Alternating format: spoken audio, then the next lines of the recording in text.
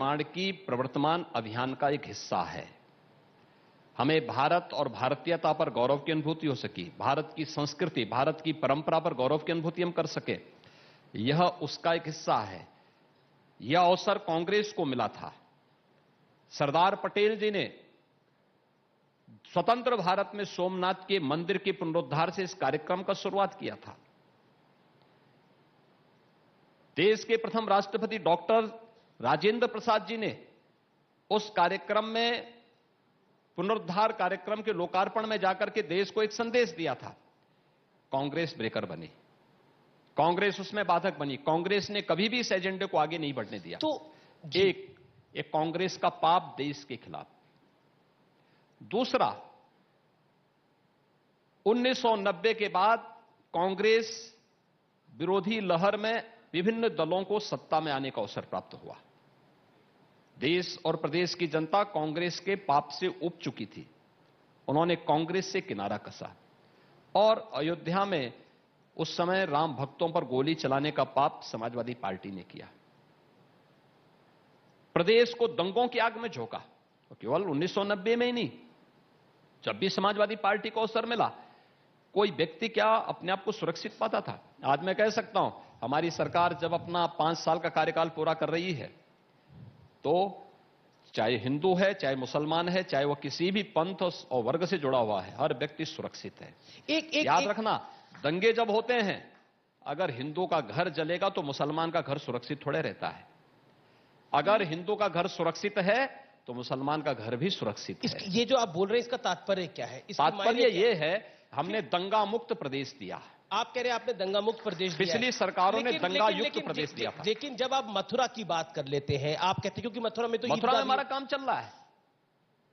हमने ब्रज तीर्थ विकास परिषद का गठन करके मथुरा, वृंदावन, बरसाना, गोकुल, बलदेव, तो एक सवाल मेरे मन में आया, इन सभी तीर्थों के विकास का कार्य चला। आपको मालूम है कि इन तीर्थों में 5 साल की सरकार, इन सभी तीर्थों में पहले क्यों नहीं किया ये सब इन कुछ? तीर्थों में जी मांस, मदिरा और किसी भी प्रकार के मद्यपान को निषेध किया गया है। हमारी सरकार ने किया है ये सब काम।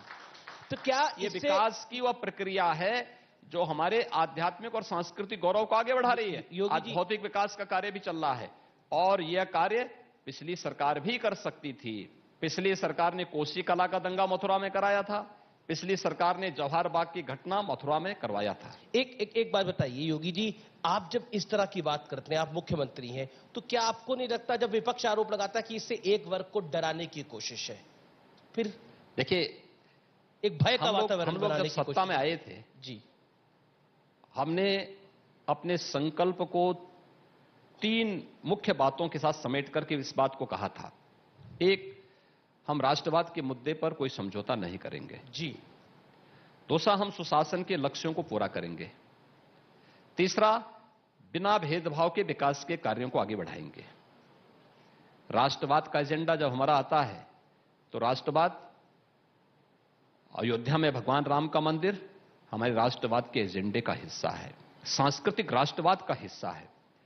काशी में भगवान विश्वनाथ का धाम उस सांस्कृतिक राष्ट्रवाद का हिस्सा है। दिव्य कुंभ, भव्य कुंभ सांस्कृतिक राष्ट्रवाद का हिस्सा है। मथुरा, वृंदावन, ब्रज तीर्थ विकास परिषद की स्थापना हमारे सांस्कृतिक राष्ट्रवाद का हिस्सा है। महर्षि वाल्मीकि की पावन भूमि को भव्य स्वरूप देना हमारे राष्ट्रवाद का हिस्सा है। संत रविदास जी के जन्मस्थली को दिव्य और भव्य स्वरूप देना हमारे राष्ट्रवाद का हिस्सा है। एक तो वही, दूसरा, एक सुरक्षा का बेहतर माहौल बनाना है। आतंकवाद के खिलाफ जीरो टॉलरेंस की नीति, एटीएस के सेंटर स्थापित करके अगर किसी ने उत्तर प्रदेश के अंदर टेढ़ी नजरों से देखने का प्रयास किया तो राष्ट्रीय सुरक्षा की दृष्टि से उसका काम तमाम करना भी हमारे राष्ट्रवाद का ही हिस्सा है। एक सवाल मेरा, एक जी। दूसरा सुशासन का एक भय मुक्त वातावरण देना। हमारी बेटियां भय मुक्त वातावरण में घर से बाहर जा सके, बाजार जा सके, स्कूल जा सके, कॉलेजेस जा सके, कोई उनको भय न हो। एक, लेकिन साथ साथ गरीबों को बिना भेदभाव के शासन की योजनाओं का लाभ मिल सके। न जाति, न मत, न मजहब, न क्षेत्र, न भाषा, हर एक को मकान। हम पूछना चाहते हैं समाजवादी पार्टी को, 4 बार आपको अवसर मिला, कितने मकान आप दिए? हम पहुंचना चाहते हैं कांग्रेस को। 40 साल के उत्तर प्रदेश में शासन के दौरान कितने गरीबों को आपने मकान दिया, और मैं कह सकता हूं 40 साल में कांग्रेस ने जितने लोगों को मकान नहीं दिए होंगे, हमने पिछले 4.5 वर्ष के अंदर 43 लाख गरीबों को एक एक आवास उपलब्ध कराया है यूपी के अंदर। 2 करोड़ 61 लाख लोगों को एक एक शौचालय उपलब्ध करवाए हैं। लेकिन अखिलेश यादव को लगता है कि ये हमारे सुशासन का भाग है। अखिलेश यादव को लगता है कि भारतीय जनता पार्टी सिर्फ उनके कामों के फीते काटती है। आप लोग क्रेडिट लेते हैं, काम अखिलेश यादव ने कर रखा है, सपा की सरकार ने कर रखा है। देखिए, इस पर क्या कहना चाहते हैं? समस्या क्या है कि जो व्यक्ति 12 बजे सो करके उठता हो, उस पर सवाल पूछा आज मैंने उनसे। मैं भी पूछना, 12 बजे सो के उठता हो, उठने के बाद भी एक व्यक्ति उनका मुंह धोने के लिए खड़ा होता हो, और फिर उसके बाद उनकी मालिश करके आगे बढ़ाओ, स्नान कराओ, 2 बजे वो अपना लंच लेंगे, तब तक साइकिल का समय हो जाएगा, साइकिल घुमाने का समय होगा। तो जो देखिए, कभी कभी नाम का प्रभाव होता है। आप बचपन में जिसको जिस रूप में पुकार देंगे ना, जीवन भर वे लक्षण उसमें दिखते हैं। और मुझे लगता है कुछ लोग हमेशा जिंदगी भर बबुआ ही रहते हैं, उनको कभी वो अपने को प्रौढ़ बनने ही नहीं देना है। वो कहते जब मैं उठूंगा तो मेरे को योगी जी का नंबर दे दीजिएगा, अमीश जी, उनसे लेकर, तो मैं उनको फोन करके बता दिया करूंगा मैं उठ गया हूं। नहीं, मैं तो फोन करके बार बार हालचाल पूछता हूं। मैं तो फोन करके सभी का हालचाल लेता हूं। मैं हमेशा फोन करता हूं। कभी नेताजी का हालचाल लेता हूं, कभी उनका स्वयं का हालचाल लेता हूं, पूछता हूं कि भाई आप, अब मैं जानता हूं कि सुबह देर में उठेंगे, इसलिए रात्रि 9 बजे के बाद फोन करता हूं। लेकिन उन लोगों को पता ही नहीं। उसके बाद जब यहां भी आए होंगे, आने के पहले उनका बकायदा 1 घंटा रिहर्सल हुआ होगा।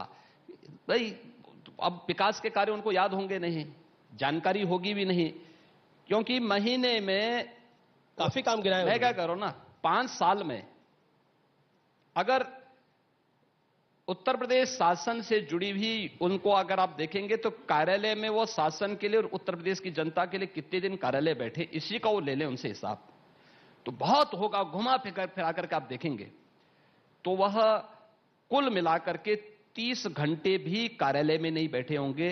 365, यानी प्रदेश के अंदर 5 वर्ष के अपने शासनकाल के दौरान जो व्यक्ति 5 साल के कार्यकाल के दौरान 30 घंटे भी कार्यालय में बैठा हो, टोटल में लाकर के बोल रहा हूं, काम अपने बड़े सारे गिरा के गए। आज मैं क्या कह रहा हूं ना जी, उनको शासन की किसी भी योजना की जानकारी स्वाभाविक रूप से नहीं होगी, तो उनको ये बता दिया जाता है कि भाई ये चीज ये हुआ, ये चीज ये हुआ।